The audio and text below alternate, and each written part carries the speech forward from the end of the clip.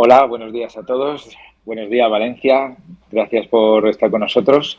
Y nada, somos Albert y Juan. Venimos a colaborar en poner nuestro granito de arena en este congreso, en este encuentro de docentes, de compañeros y compañeras. Y esperamos que sea útil y esperamos también que nuestra pequeña colaboración, pues sobre todo os ayude a pensar y os ayude a saber qué pruebas hay, qué evidencias hay en torno a ciertas cuestiones que tienen que ver con los ámbitos, ¿no? Nosotros, como siempre nos gusta hacer, lo que pensamos es aportaros una perspectiva diferente que quizá os pueda ayudar a argumentar en torno a los ámbitos. Sin más, dejo a mi compañero Albert.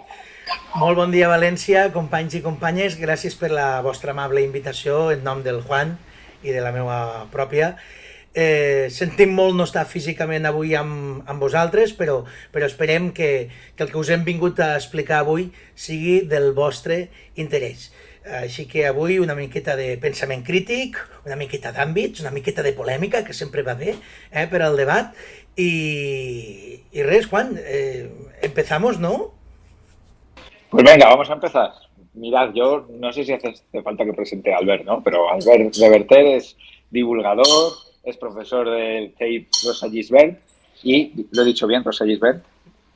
Perfecto. Es que después de oírte hablar catalán, yo digo, bueno, hay que estar a nivel. Y sobre todo es una excelente persona, es un grandísimo divulgador, yo le admiro un montón y él lo sabe por su rigor siempre, es una persona que lee mucho antes de dar opinión, que siempre está pendiente, yo creo que para además ser mejor en su día a día como docente.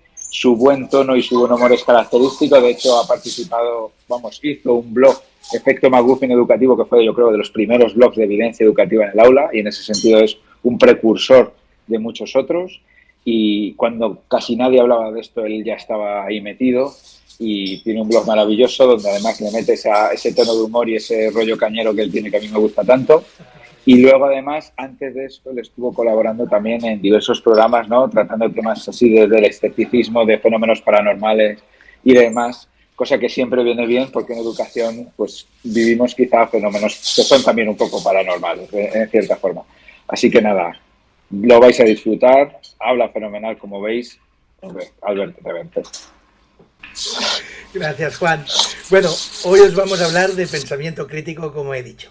Bien, antes de empezar, tengo que advertiros que en la parte lateral, en algunos momentos de la charla, tanto mía como de Juan, va a salir un código QR con el que podréis enlazar mediante el móvil a la bibliografía que hemos utilizado para estas charlas de hoy. Hoy vengo, como hemos dicho, a hablaros de pensamiento crítico. Uno de los mantras más repetidos en educación es que tenemos que enseñar a nuestros alumnos y alumnas a tener pensamiento crítico, a que utilicen ese pensamiento crítico. Por poner un ejemplo, en Estados Unidos esa exhortación a que los alumnos aprendan a pensar críticamente se puso muy de moda, fue una auténtica fiebre en la década de los 80 y cristalizó a principios de los 90 en toda una serie de programas para que los alumnos norteamericanos aprendieran pensamiento crítico. Algunos de ellos, uno de los más famosos fue el Tactics for Thinking, vendió más de 70.000 guías a maestros. Décadas después tenemos los resultados de eso, os los podéis figurar, ¿no? La verdad es que el éxito fue muy escaso.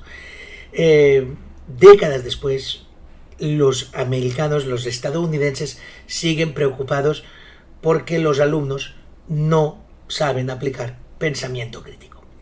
La pregunta que décadas después quizás deberíamos formularnos, según Daniel T. Willingham, profesor de psicología en la Universidad de Virginia y autor, como muchos sabréis, de este imprescindible libro que es ¿Por qué a los niños no les gusta ir a la escuela?,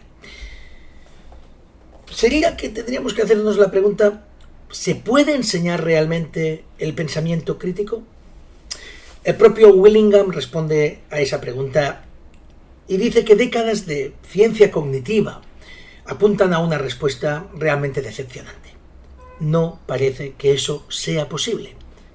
Las personas que han buscado enseñar pensamiento crítico a los niños, a los alumnos, han asumido que el pensamiento crítico es una habilidad, como ir en bicicleta, y que, como otras habilidades, una vez la dominas, pues puedes aplicarla en cualquier situación. La investigación en la ciencia cognitiva muestra que no es ese tipo, por desgracia, de habilidad. Los procesos de pensamiento están entrelazados con el contenido del pensamiento, es decir, con el dominio del conocimiento. Por tanto, si a un estudiante con frecuencia le decimos que tiene que mirar un problema desde múltiples perspectivas, seguramente el alumno aprenderá que así debe hacerlo, lo cual no es un mal comienzo. Pero el problema es que si no sabe mucho sobre ese problema que está planteado, no puede pensar en él realmente desde esas múltiples perspectivas que le estamos pidiendo. Podemos enseñar a los estudiantes máximas sobre cómo deben pensar, pero sin conocimientos previos y práctica probablemente no podrán implementar esos buenos consejos. Es verdad que no tiene demasiado sentido tratar de enseñar hechos y conceptos sin dar a los estudiantes la oportunidad de practicar su uso. Pero hay que decir alto y claro que tampoco tiene sentido tratar de enseñar pensamiento crítico sin esos contenidos de hechos y conceptos previamente. Otro aspecto del pensamiento crítico tiene que ver con la actitud, con los rasgos de personalidad. Y la situación, el contexto en que esa persona se encuentre. Eso puede hacer que aplique el pensamiento crítico o no lo haga. Porque no quiere, porque no cree que sea necesario. Por ejemplo, una persona necesita disposiciones de actitud como la apertura mental, un sano escepticismo, aplicado, como quien dice, a todos los órdenes de la vida, y la voluntad también de comprometerse con un pensamiento esforzado para pensar críticamente. Os voy a poner un ejemplo de alguien muy famoso, que ejemplifica a la perfección lo que estoy diciendo. Arthur Conan Doyle. Como sabéis, Arthur Conan Doyle es el creador del más famoso detective de la historia, Sherlock Holmes. Bien, pues Conan Doyle es un ejemplo de cómo podemos ser muy buenos críticamente, con pensamiento crítico en determinados momentos y no aplicarlo en absoluto en otros. Conan Doyle era médico de formación, creó a un superdetective que sobre todo era famoso por sus poderes de razonamiento e incluso en su vida real resolvió un crimen real, el propio Conan Doyle. Pero al mismo tiempo era un forofo, un seguidor absoluto de los espiritistas, de las sesiones de mediums para contactar con muertos. Él realmente estuvo toda su vida participando de esas sesiones espiritistas que triunfaban, como sabéis, en aquel siglo XIX y también parte del XX en Inglaterra, en Europa y Estados Unidos. Y él creía realmente que se comunicaba con los muertos cuando participaba en esas sesiones. Incluso creía en la existencia de hadas en Inglaterra. Si miramos su biografía personal, podemos llegar a entender un poco por dónde venía el problema. Conan Doyle había perdido a un hijo y de esa pérdida sacó la obsesión de querer hablar con él. Y al mismo tiempo, desde pequeño, su padre era un ferviente creyente en duendes y hadas y todo eso, ¿no? Y se lo inculcó al Conan Doyle de pequeño, que una vez mayor no quiso desprenderse de esa creencia tan irracional como es la de creer en duendes y hadas. Por tanto, ese es un ejemplo perfecto de cómo una persona puede estar dispuesta a pensar de forma crítica en una situación, pero no en otras. Especialmente cuando la aceptación de una afirmación sin fundamento coincide con tus creencias previas y tu historia personal. Veamos ahora, os invitamos a ver un pequeño vídeo que hemos preparado para explicaros, repasar estos conceptos y añadir otros de nuevos y explicaros por qué el pensamiento crítico, pensar críticamente, es tan difícil. Empecemos por las malas noticias. El pensamiento crítico no es un conjunto de habilidades que tengamos y apliquemos cada vez que las necesitamos.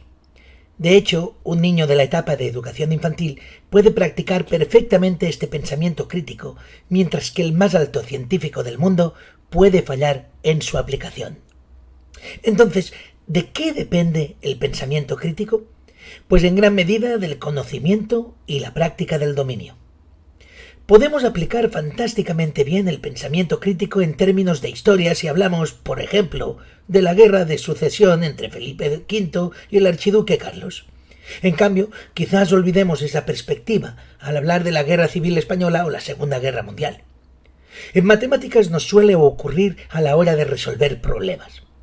¿Por qué un alumno resuelve con facilidad un problema y luego es incapaz de resolver el siguiente, aunque éste esté basado en el mismo concepto matemático? La explicación es que, por lo general, nos solemos fijar más en la estructura superficial de un problema que en su estructura profunda. La estructura superficial es el escenario en el que se presenta ese problema. La estructura profunda sería el concepto matemático que hay que aplicar para resolver ese problema. Como educadores, si queremos que los alumnos puedan mejorar en su percepción profunda de la estructura de un problema, debemos tener en cuenta estos dos aspectos: la familiaridad con esa estructura profunda y el conocimiento de que debe hallar esa estructura profunda. Por lo que respecta a la familiaridad, lean con atención este fragmento. Un cazador de tesoros va a explorar una cueva en lo alto de una colina cerca de una playa. Sospechó que podría haber muchos caminos dentro de la cueva, por lo que temía perderse. Obviamente no tenía un mapa de la cueva. Todo lo que tenía con él eran algunos elementos comunes, como una linterna y una bolsa. ¿Qué podía hacer para asegurarse de no perderse tratando de salir de la cueva más tarde? Este mismo texto y preguntas se les hizo a una serie de estudiantes norteamericanos y chinos para ver si lo solucionaban. Mientras el 75% de los norteamericanos respondían adecuadamente al problema, diciendo que lo que debería hacer ese cazador de tesoros es llenar la bolsa de arena e ir dejando un rastro de ella por dentro del laberinto para después salir siguiendo ese mismo rastro, solo el 25% del alumnado chino lo resolvió eficazmente. ¿Qué pasó ahí? Los científicos sugirieron que los norteamericanos habían crecido desde pequeños sabiendo la historia de Hansel y Gretel, en la que la idea de dejar un rastro de algo para poder regresar al punto de partida está presente. Este cuento infantil no forma parte de la cultura china, por lo que esos alumnos no tenían familiaridad alguna con ese tipo de estructura profunda del problema. Por contra, cuando el experimento se repitió con un texto de un cuento popular chino, los resultados se intercambiaron. Ahora eran los estadounidenses los que no hallaban la solución y los chinos los que lo resolvían con suma facilidad. Nos queda el segundo aspecto que comentábamos que era necesario para que los alumnos puedan mejorar en su percepción profunda de la estructura de un problema. Saber buscar una estructura profunda.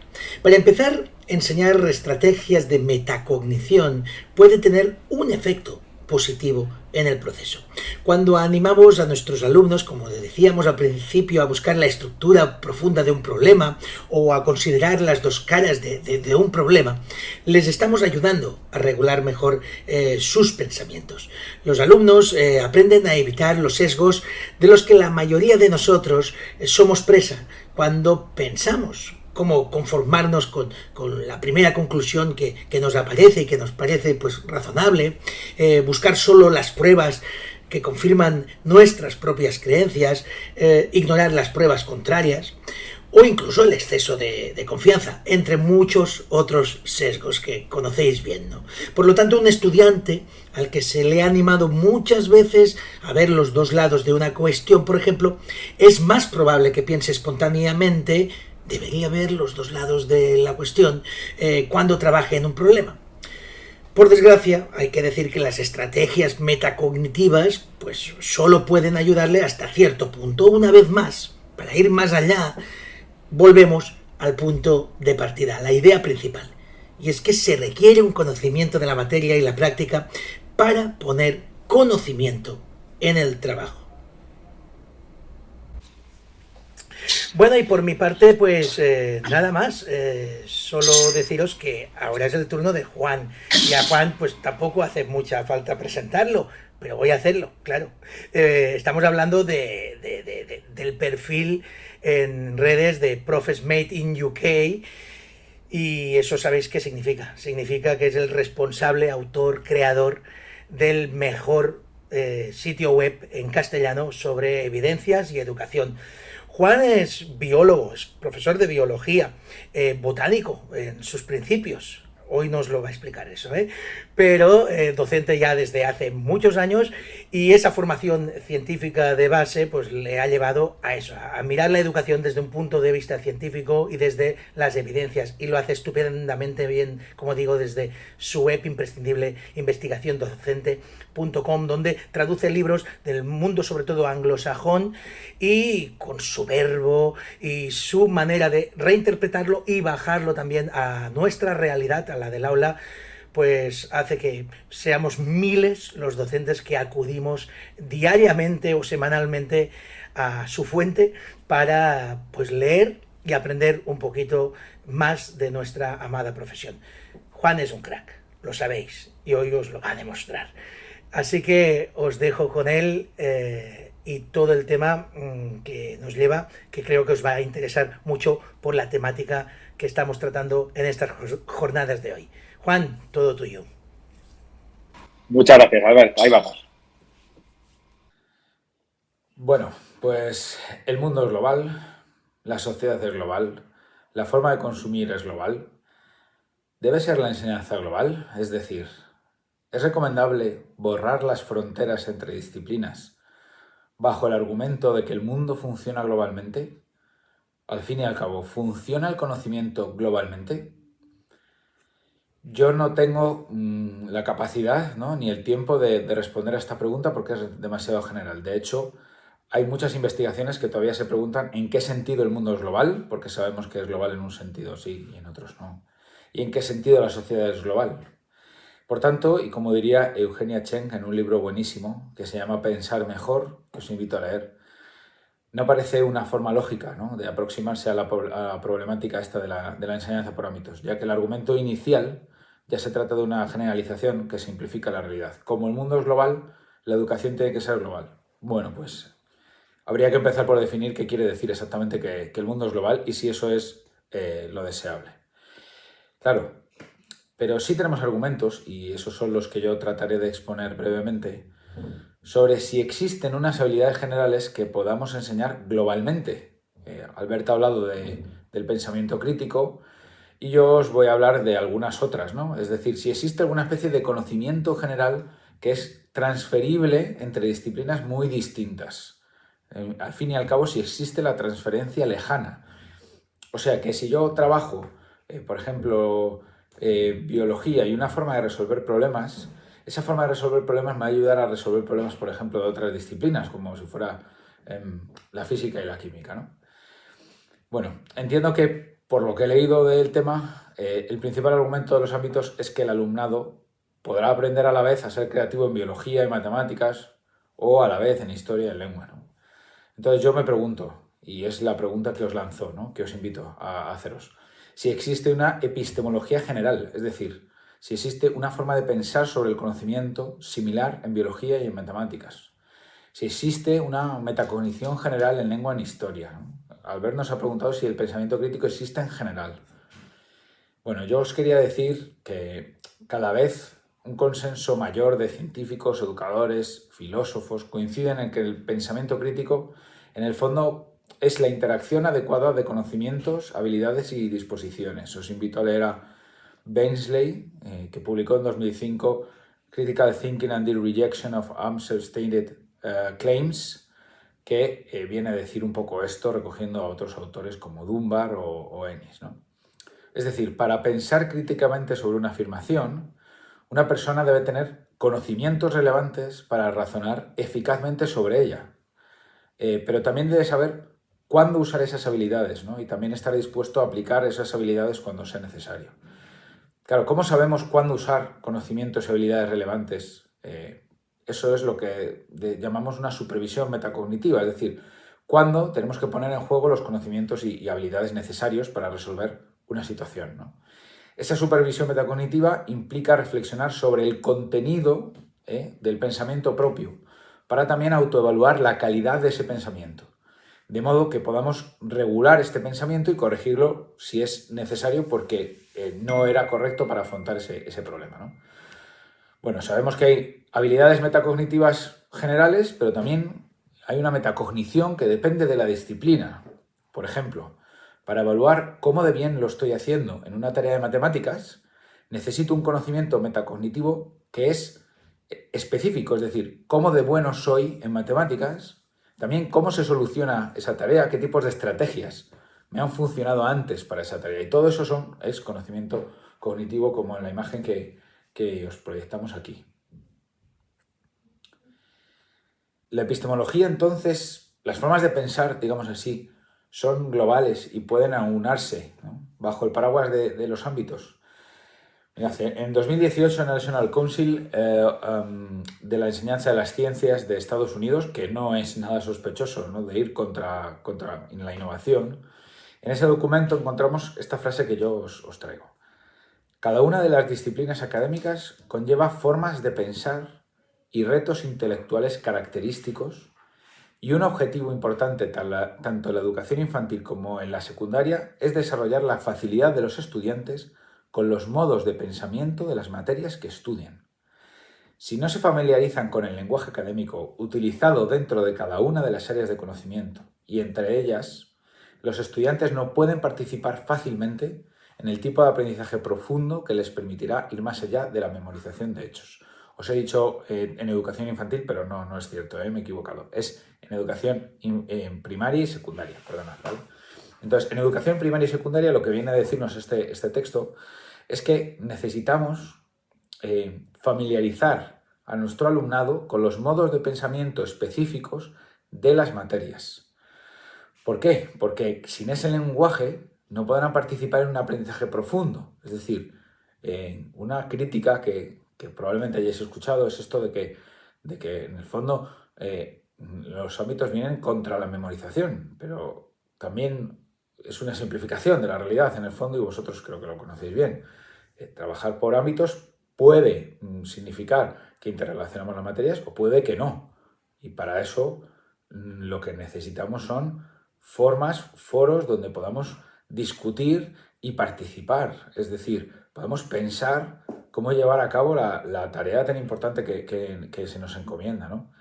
Y en ese sentido yo sí creo, y aprovecho esto para decir, que imponer una metodología en general, y esto lo siento, sé que normalmente me vais a hablar de evidencias, pero esta es mi opinión, es complicado poder resultar eficaz cuando lo que estamos haciendo es imponer un modo de trabajo, ¿no? Un modo de trabajo, además, que en muchos casos no está comprobado, ¿no? y que además en el fondo viene a cambiar la estructura organizativa tan radicalmente. Hacer eso sin contar con el apoyo, ¿no?, sin contar con un tiempo de reflexión conjunto, sin un trabajo comunitario, a mí me parece que es el error de fondo de esta cuestión, ¿no?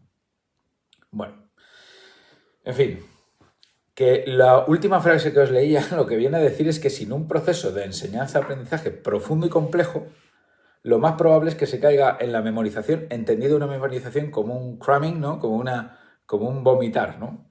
O sea que el proceso de enseñanza, aprendizaje profundo y complejo será precisamente por las características peculiares de cada materia, ¿no? Este mismo documento propone después 4 constructos propios de cada disciplina, es decir, 4 cosas características, ¿no? Primera, la epistemología, o sea, las creencias sobre la naturaleza del conocimiento y la naturaleza de dónde se obtiene ese conocimiento, ¿no?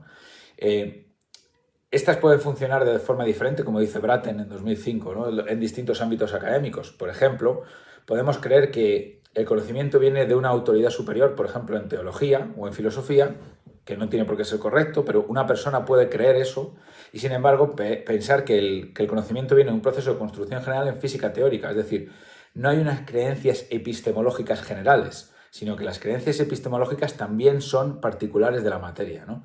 Y habrá que explicar cómo construimos el conocimiento de forma diferente en cada una de las materias. También constan de unas prácticas de investigación y estrategias de razonamiento diferentes, y ahí es muy importante hablar de qué investigaciones cualitativas y cuantitativas son propias de cada disciplina, ¿no? Basta ver un debate educativo para darse cuenta de que este tema tampoco está resuelto en educación, ¿no? Las disciplinas también tienen conceptos, marcos generales relacionados con el conocimiento metacognitivo que hemos dicho antes, Y también tienen formas de representar la información, con diferentes tipos de textos formales e informales. No es lo mismo un texto judicial, por ejemplo, que un texto médico, por ejemplo, ¿no? Es decir, que las formas particulares de un constructo típico de una disciplina difieren, ¿no? Saber qué formas de constructo son esenciales para organizar y transmitir la información, pues es importante. Por ejemplo, los estudiantes pueden construir interpretaciones de acontecimientos históricos a medida que leen textos primarios y secundarios que pueden ser diferentes de los textos primarios y secundarios que utilizamos, por ejemplo, en biología, ¿no? Y es necesario prestar atención a esas perspectivas de los autores y que una persona para interpretar bien esos textos no solo necesita conocimiento histórico, sino que necesita una cosa que se llama el conocimiento pedagógico de contenido. Es decir, yo he dado matemáticas, ¿vale? Yo soy biólogo y claro, la cantidad de ejemplos, de analogías, la calidad de mi cuestionamiento al alumnado, lo que yo sabía de sus creencias equivocadas más frecuentes, etcétera, comparando una disciplina con otra, pues no tiene nada que ver, ¿no? Yo tengo conocimiento matemático porque sé hacer las cosas, el temario lo sabía, pero no tenía conocimiento pedagógico de esa materia, no sabía qué ejemplos utilizar, cuáles son los errores más comunes, etcétera. Y eso no es automático, ¿no? Eso no es automático. Muchas veces, aprovecho para meter otra cuña también, que es opinión personal, muchas veces se imponen estos métodos, ¿no? Se nos imponen. Yo creo que a veces también bajo la idea subyacente de que cuando salgan mal podrás decir que el problema no era que el método fuera inadecuado, sino que la gente no se lo ha creído, ¿no? Si la gente se creyera este método, lo haría mejor y entonces hubiera funcionado. Bueno, finalmente, no quiero dejar de decir que el conocimiento es social, ¿no? En sus orígenes y en su objetivo. Y esa objetividad, ¿no?, de lo social es la que se expresa en las asignaturas del currículo, ¿no?, y en las disciplinas en las universidades. Esta objetividad social no está dada, sino que es falible y siempre está abierta al cambio, ¿no? Sin embargo, estos cambios no son arbitrarios y tampoco son respuestas a las presiones políticas. Tienen lugar dentro de las reglas epistémicas, de las que hemos hablado, de las diferentes comunidades de especialistas. Reinterpreta la objetividad social como una herramienta para tratar el mundo como algo que se puede estudiar, permitiendo así a los estudiantes acceder a una comprensión del mundo que les lleve más allá de su experiencia. Este acceso al conocimiento que lleva a los alumnos más allá de su experiencia debe ser el objetivo principal de la escuela, al menos en mi opinión. Tal y como nos muestra esta imagen que proyectamos aquí, si queremos conseguir habilidades, necesitamos conocimientos específicos de materia. Necesitamos enseñar lo mejor que se ha pensado, lo mejor que se ha dicho y lo mejor que se ha hecho en diferentes disciplinas. Y para profundizar realmente en eso y generar realmente vínculos, necesitamos un trabajo interdisciplinar, es verdad. Pero un trabajo interdisciplinar no aluna las disciplinas, no las convierte en una especie de masa gigante donde estamos todos un ratito ahí mezclados, ¿no?, sino que necesitamos esa diferencia para que nos ha permitido organizar y comprender el mundo mejor. Mirad, esta cosa de los ámbitos llama mucho la atención porque no es una cosa que se esté haciendo mucho en otros lugares, ¿no? Y yo invito a pensar también si no hay una parte de esto en intentar buscar soluciones sencillas, ¿no?, a problemas complejos y a intentar de alguna forma obligar, ¿no?, a que la gente cambie de forma de trabajo partiendo de unos axiomas, de unas afirmaciones que están por demostrar. Entonces, ¿por qué no utilizamos las cosas que sabemos que sí que funcionan, que nos ha dicho la evidencia, las ciencias, que sabemos que son eficaces, ¿no? La evocación, el cuestionamiento profundo, la evaluación formativa. Tomemos esas cosas que sí que funcionan, saquémosle jugo, dediquemos tiempo, realmente esfuerzo, formemos a los docentes realmente en esto, ¿no? Y veamos los frutos de este trabajo. Y si algún centro, por su proyecto, por sus circunstancias, por su claustro, quiere apostar por una enseñanza basada en ámbitos, pues por mi parte yo creo que no hay problema, ¿no? El problema es cuando es al contrario, es decir, cuando la prudencia metodológica se convierte como una especie de rebeldía, ¿no? Porque lo que te obligan es a estar todo el rato probando cosas nuevas. Entonces yo creo que ahí radica un poco el fondo de la cuestión, de esta cuestión, ¿no? ¿Desde qué paradigmas se pide algo obligatorio que es difícilmente comprobado, ¿no? Que al menos no cuenta con una evidencia grande detrás, ¿no? Esa es la cuestión de fondo que yo espero haberos transmitido de la mejor forma que he podido saber. Bueno, pues nada, aquí os dejamos nuestra intervención. Esperamos que os haya sido útil y os haya hecho pensar. Yo no quería dejar de deciros antes de despedirme que los que proponemos un acercamiento desde la investigación, desde las evidencias, ¿no?, a la educación, tenemos que ser especialmente cuidadosos siempre con la forma en la que expresamos las cosas, con el tono, para ser un ejemplo de personas constructivas, ¿no?, que intentamos siempre proponer alternativas y que cuando lo que proponemos es precisamente resistencias a ciertas modas o tendencias que nos imponen, lo que lo hacemos es siempre desde el afán de construir, ¿no?, desde el afán de proponer una alternativa, porque efectivamente hay alternativas mejores a esto que se nos estaba proponiendo, ¿no? Y a mí me parece que esto es muy importante y que en el día de hoy es importante, pues yo os quería dejar como reflexión este elemento, ¿no?, que ahí nos esforcemos en decir, oye, mira, es que esto hay alternativas mucho mejores, sabemos que funcionan en todos los contextos, el objetivo probablemente sea compartido, es decir, que haya aprendizaje y que haya aprendizaje sobre todo de aquellas personas que más lo necesitan.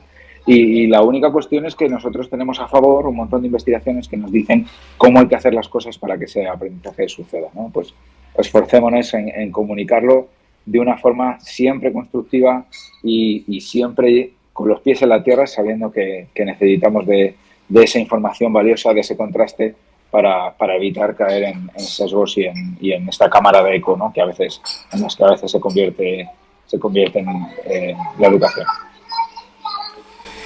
Por mi parte, poco que añadir. Hoy lo hemos dedicado un poco a los ámbitos y también al pensamiento crítico. Y simplemente agradeceros la invitación, pero también deciros que no creáis absolutamente nada de lo que hemos dicho ni Juan ni yo. Sed críticos con ello también y por tanto prediquemos con el ejemplo, que es la mejor manera de practicar, como habéis visto, todo este pensamiento crítico. Així que, amics, amigues, gràcies per la vostra invitació. Esperem que les jornades estiguen anant fabulosament bé i fins a la propera, si així ho voleu. Una abraçada. Hasta luego. Muchas gracias.